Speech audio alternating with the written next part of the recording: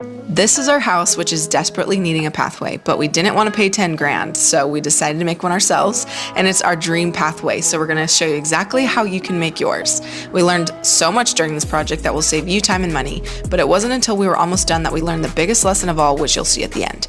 To get started, it's super helpful to take a picture of your area you'll be working on and draw out your design. This is how ours is looking. We wanted to have a rough sketch of our pathway, which has a circular walkway and a fountain in the middle with grass and some landscaping and also some exterior lighting.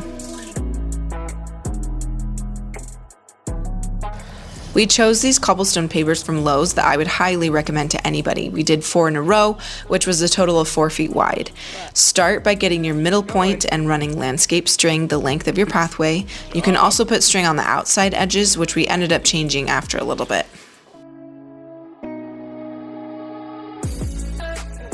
Next, lay out your landscape fabric anywhere your pathway is going to be, and I personally prefer the woven landscape fabric that feels like a tarp.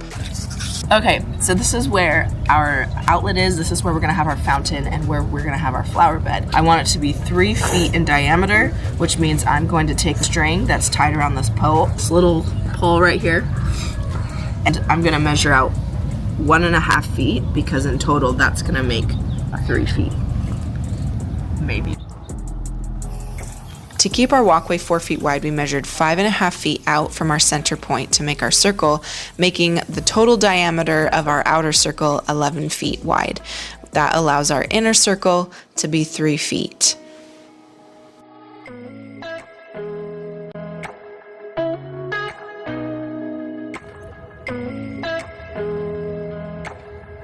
Now that we've mapped out the full shape, it's time to level it out. Using all-purpose sand works super well and has a bit of a learning curve for leveling.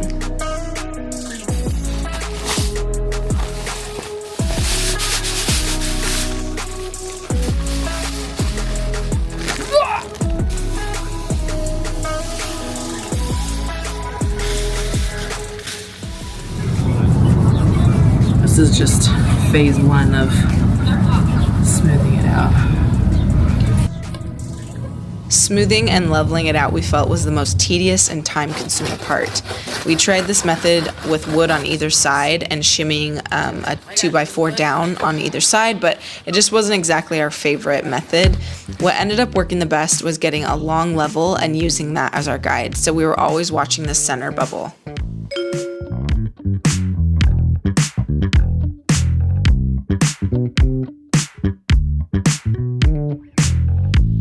Once your sand is all level, it's time to tamper it down, and now you'll put on your paver panels. Paver panels are awesome because it makes it so you don't have to dig down 4 inches and put gravel. You can just put this right on top of the sand, and you can cut these easily with a razor blade if needed. They're a little more pricey, but we totally felt it was worth saving a lot of time. Laying down the pavers themselves is super easy. It was actually the quickest part out of this whole project. They come in sheets and have this English cobblestone look, which is what we're going for. They're already sturdy before we even packed them in with dirt, and absolutely love how they're looking so far.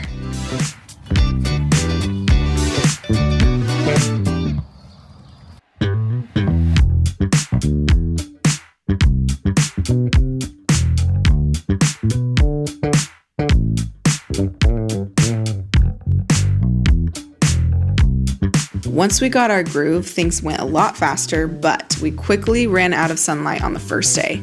We don't seem to work as fast nowadays with 2 toddlers running around, so we get a lot done after they've gone to bed.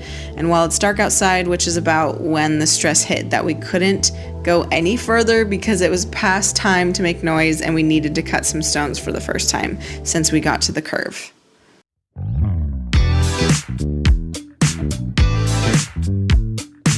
Using a tape measure and a pencil, we measured 5.5 feet and wanted the transition into the circle to be crisp, so we needed to cut some pavers, but this is about when I realized that it was too late to cut and we would have to wait all the way until the following weekend to keep going.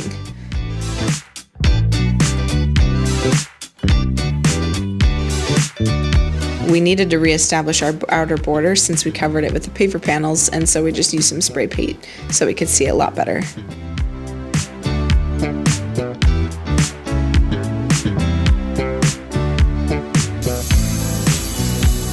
When it came time to cut the cobblestones, we used a grinder tool to cut them. This worked the best and allowed a very clean cut, and it was super easy. We tried using chisels, that didn't work, but this allowed us to have a perfect circle going all the way around.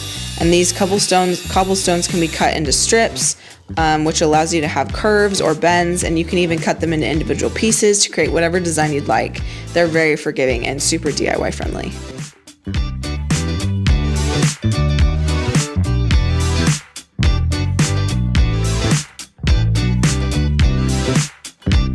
I could not wait to make it look pretty, so we went to the nursery, grabbed some flowers to put around the fountain, and we have a couple helpers.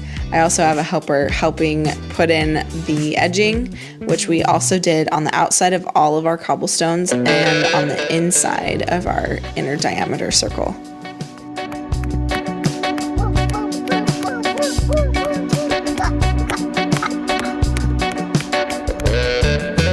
To finish off the circle, we just needed a ton of strip pieces, so Dallin went through with the grinder and cut the little plastic pieces that connect them together, and it just went a whole lot faster instead of my method of using pliers.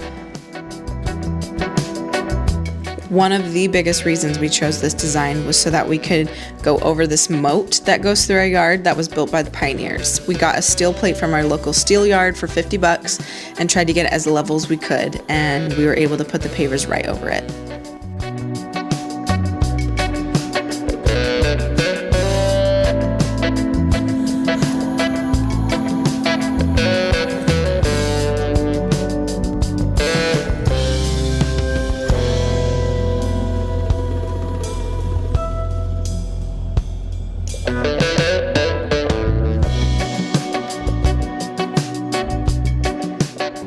Nearing the end.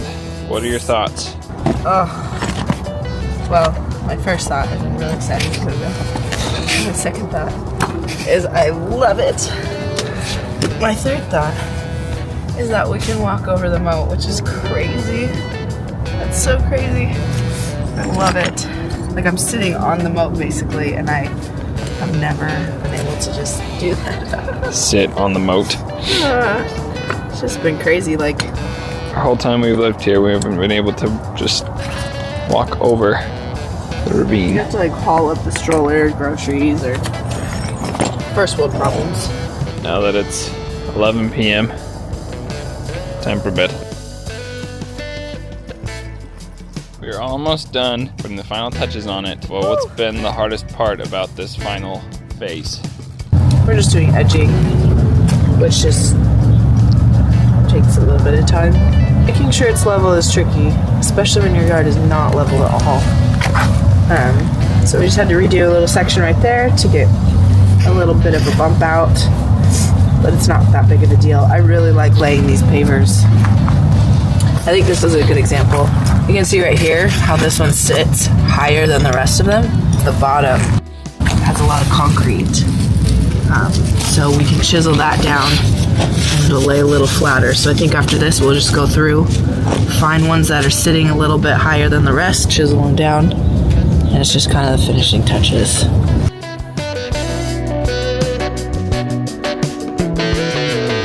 Once you have everything in place, it's time for polymeric sand. We got the color tan, and this was definitely the most satisfying part of the entire project. It's so fun. You get to just push all of this really fine sand into every groove and crevice, so that when you wet it, it hardens and basically cements everything together.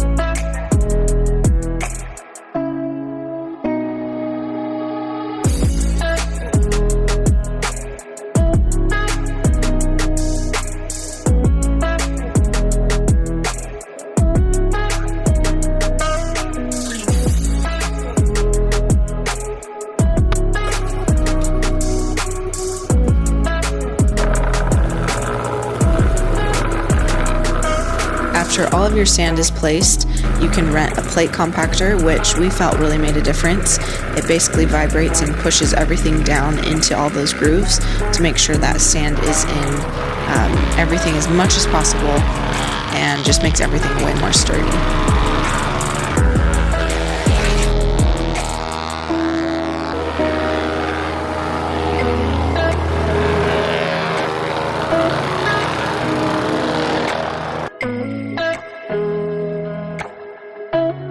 The last step is wetting your polymeric sand, which activates the polymers and creates a rock hard reaction.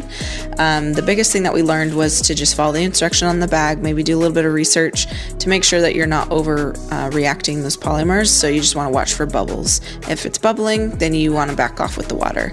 But we absolutely love it. We went back through, just made sure that we put in these extra stakes, which you can get off of Amazon for a much better deal than at the store. We also went through and used our grinder tool to trim off the excess edging to give it a more cohesive and trimmed down look.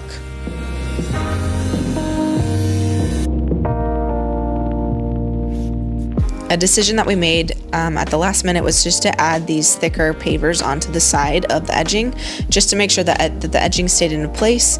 It was really easy. We just leveled them out a little bit and used another bag of polymeric sand to just get in between all of those grooves, which really helped everything feel way more sturdy. This is how it looks in the end. We absolutely love it. It's rock hard. It's not budging.